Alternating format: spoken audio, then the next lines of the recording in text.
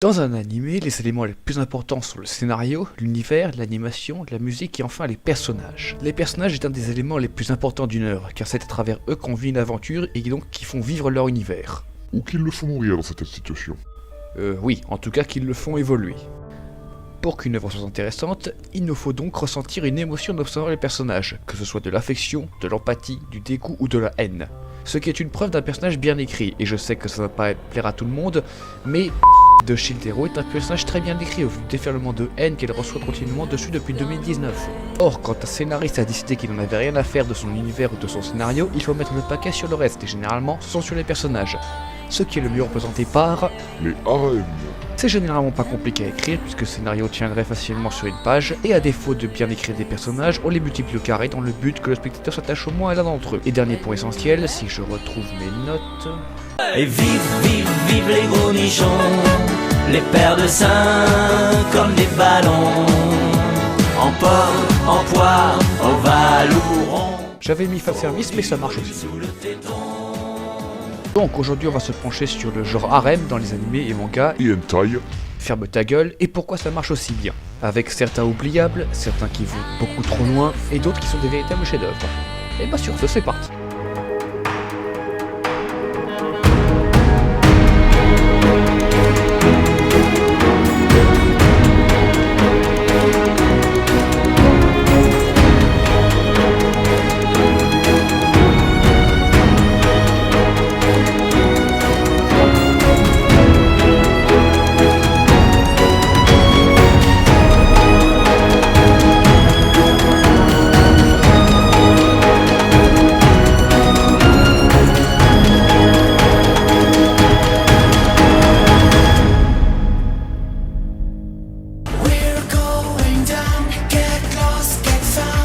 Comme je l'ai dit précédemment, le scénario tient sur un post-it et passe souvent au second plan pour laisser place aux interactions entre les personnages. Chasse aux monstres, dans un donjon d'un monde parallèle, combat démons contre anges, invasion de zombies et bien sûr School Life. Les scénarios sont divers, mais ont tous la similitude de ne pas développer son univers et son scénario. Celui-ci ne bougera donc pas d'un poil ou très peu. Mais ne faites pas dire ce que je n'ai pas dit, tous les animés de harem ne sont pas sans aucun développement de l'univers ou du scénario, bien au contraire. Il sera juste moins développé que dans un animé d'un autre genre, du style de Berserk, qui a un univers et scénario très riche, ou encore Fate, qui développe son univers sur une dizaine de franchises. Après, ce n'est pas forcément une mauvaise chose, si vous cherchez un animé sans prise de tête avec un divertissement simple et efficace, c'est fait pour vous. Ouais, je sais, ce chapitre est très court par rapport à d'habitude. Suivant.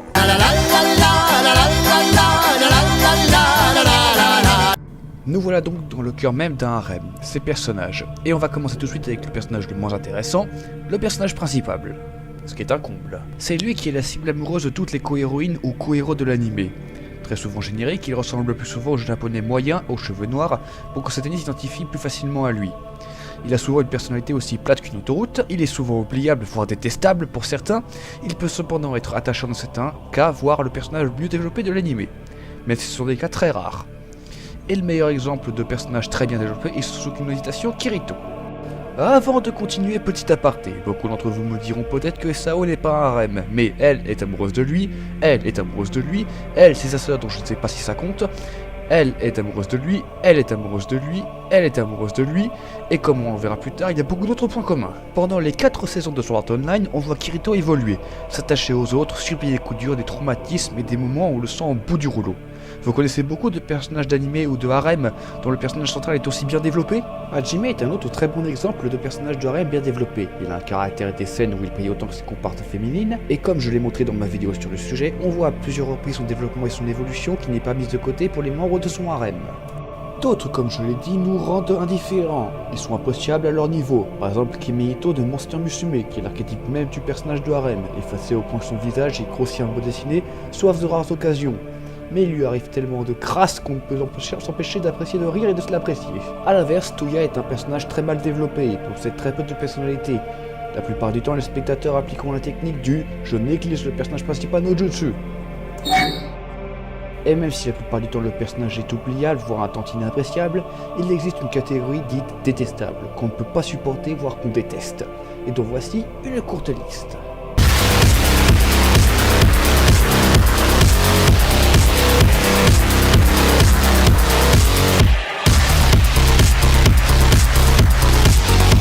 Et après tu as les Ultra Chad, mais on en parlera plus tard.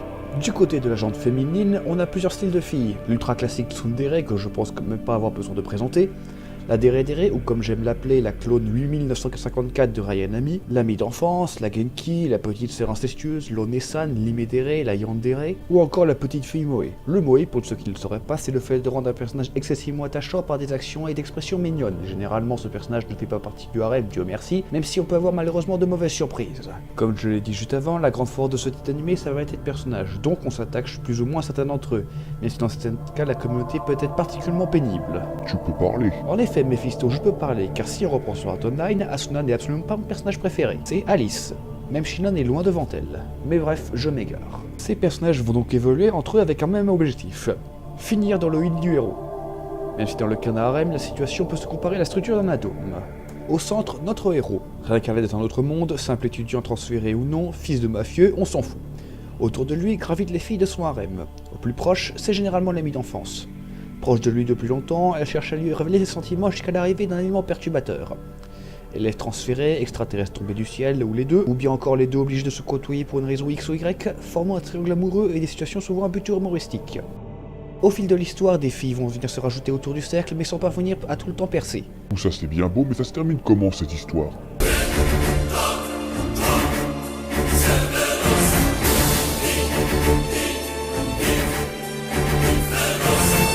La fin d'un manga ou d'un anime de type harem peut avoir trois fins possibles.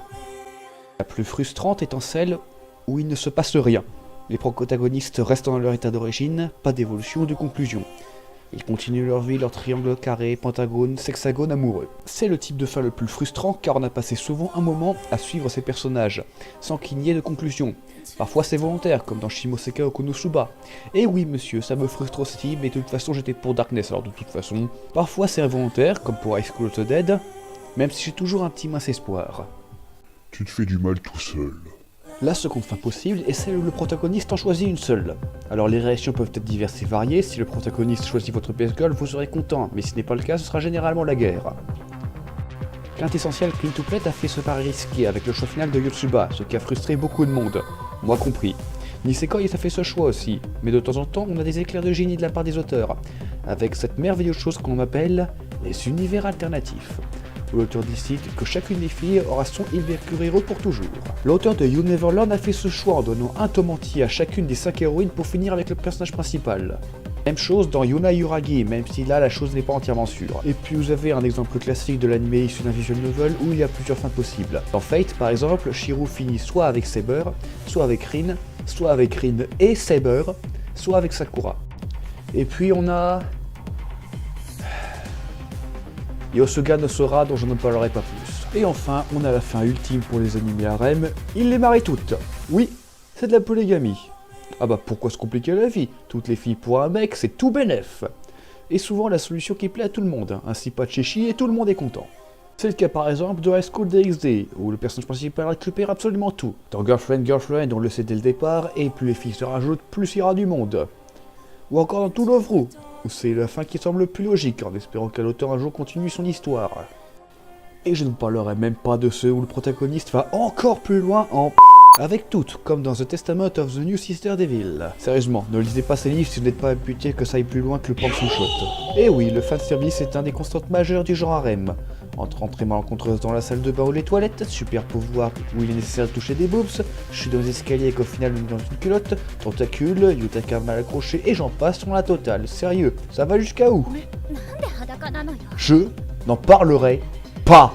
Après, certains animés harem jouent avec cette constante, tel l'excellent Shimoneta qui nous rappelle d'un point de vue humoristique les bienfaits de la sexualité. Konosuba lui aussi joue avec le fanservice, qui n'a pas explosé de rire en découvrant le masochisme de Darkness. Certains animés en font trop dans leurs utilisations du fanservice, mais soit petite dose utilisée très intelligemment et peut-être très intéressant. Oui, je sais, ce n'est pas un harem, mais c'est la meilleure utilisation du fanservice que je connaisse aujourd'hui.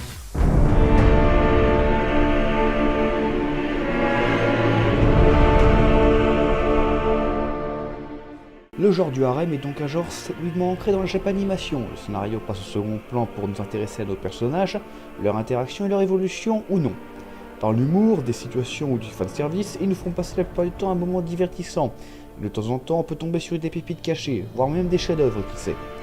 Et c'est pour ça que j'aime les harems, tout comme j'aime la fantasy ou les isekai. C'est un genre à part entière qui ne cherche rien d'autre que vous divertir. Et c'est pour finir sur une bonne notation que je vous propose 15 titres de harem que je trouve au-dessus du lot.